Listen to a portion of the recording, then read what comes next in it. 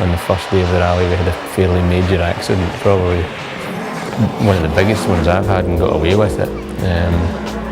So it rolled about 7 times in through all the tree stumps and ended up on its wheels, and you would normally just have got out because you would have said the car was destroyed.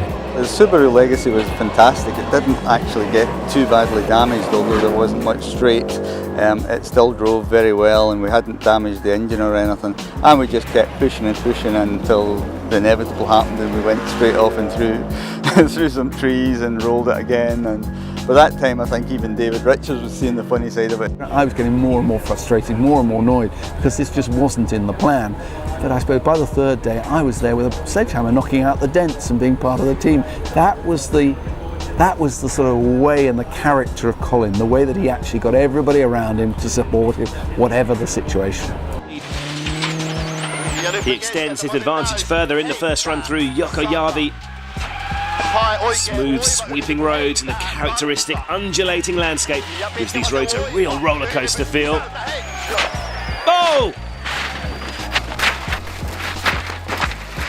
He won't have enjoyed that ride. A massive accident for Mikko. His dreams of another home win are in tatters, as is his Ford Focus. See the moment Mikko loses it. All he can do then is hang on as the car is flung into the air. Absolutely terrifying moment for Mikko and co-driver Jarmo Leitonen. Thankfully, both men appear unharmed. The safety cell of the modern-day World Rally car, again protecting them from injury. But that's the end of their rally, and it's another massive dent to their championship hopes. Well, you know, the place where we went off, it's my favorite place of the whole world in all rallying. That's the corner I love the most. So, definitely the biggest crash I've ever had.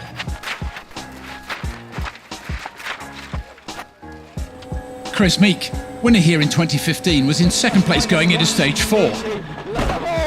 A concealed rock took him by surprise, launching his C3 into a high-speed roll. But his mechanics turned his C3 back into a rally car to start day 2.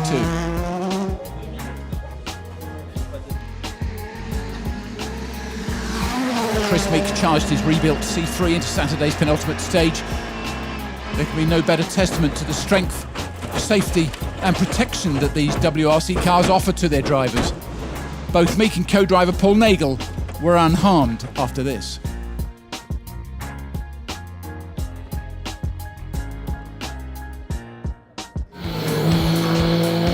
So Rally Portugal 2011 has claimed its first victim. Ken Block and co-driver Alex Gelsomino were battered and bruised by this car-crunching roll. Both have returned to the USA, severely shaken but having escaped serious injuries.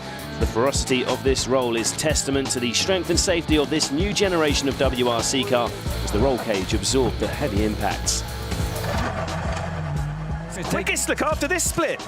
He's quicker than Tanak. This is He's brilliant half for him. a second up on Oyt Tanak, the former world champion after 19.1 kilometres. And potentially that could get a little bit bigger because Tanak had no wipers here, so Teemu might be able to take another second. Oh no, that's that.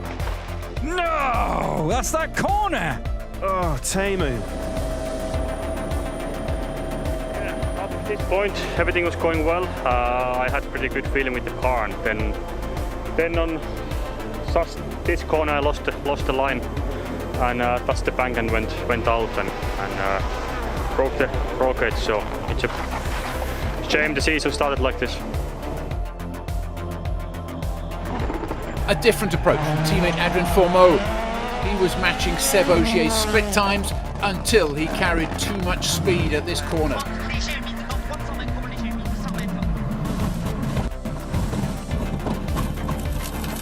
The first big crash, the first big test of the new safety cell around which the new hybrid rally car is built. And with Fourmeau and co-driver both out of the car, the cell had done its work.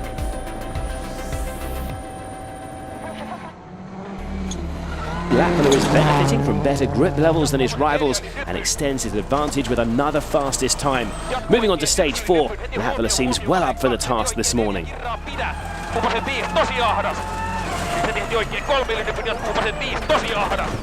Oh!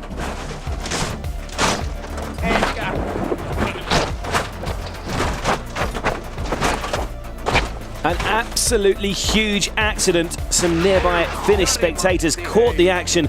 Several rolls down the hillside. It's a terrifying scene and a disaster for Jari-Matti after another promising start. Amazingly, he and Mika Anttila are both uninjured. The wreck of Latvala's car gives you an idea of the ferocity of the accident. It's a testament to the strength of these cars that they walked away. I came too fast to the right-hand corner, obviously.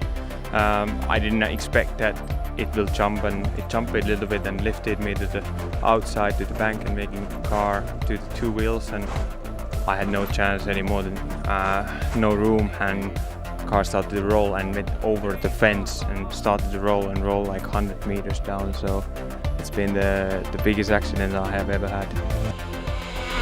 Thierry Neuville had made a stunning start to the day, but his pursuit of Ogier was about to come to an abrupt halt.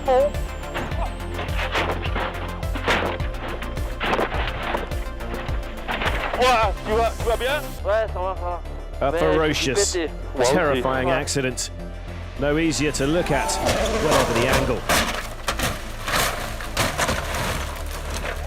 Thierry and co-driver Nicolas Gilzoul clearly shaken, but walked away. Arguably the biggest accident of Thierry's career, and a big blow after taking control in the championship race. Quite a big shock this morning in the car, a couple of shocks, but we survived, and we had both a proper checkup in the hospital here, which did a very good job, and we are both fine. A little bit optimistic. The pace notes was like a slight right flat over crest, and yeah, I went a little bit wide, and we hit the edge, and then immediately we rolled again. This, though, was the stage they knew was all or nothing. The more open road was more suited to the bigger car, and so this surely was the stage on which the pair retook the lead. How wrong they were.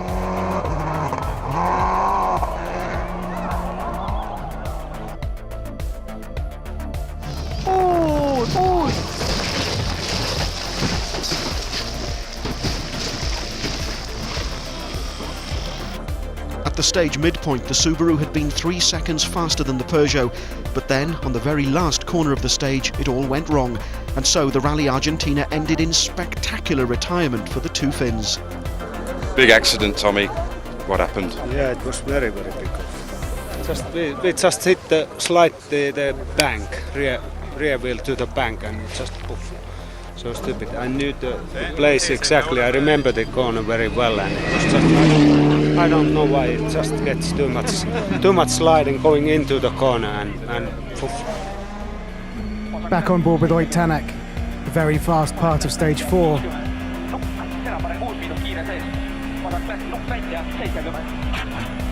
Oh, he's lost control, and that is a huge off. The I-20 has flown off the right-hand side of the stage and rolled down the mountainside. That is a very, very fast crash, 180 kilometers per hour. You can see there was a compression there, a cut on the right, and then just too fast into the left-hander, and just keeps on rolling. Eventually coming to rest. Driver and co-driver incredibly okay. Talk us through it. When did it start going wrong? Basically, we hit some bump that I did not recognize during the recce, obviously, and I guess we were just a bit too fast, and then basically we hit the first bump, and that already sent us into a wrong line, and then from the second bump we were off. So yeah, it was quite a high-speed accident. Yeah, all the safety equipment did its job, so yeah, I believe we are happy to be here, and no injuries, so it's nice. 34 right sharp, middle, into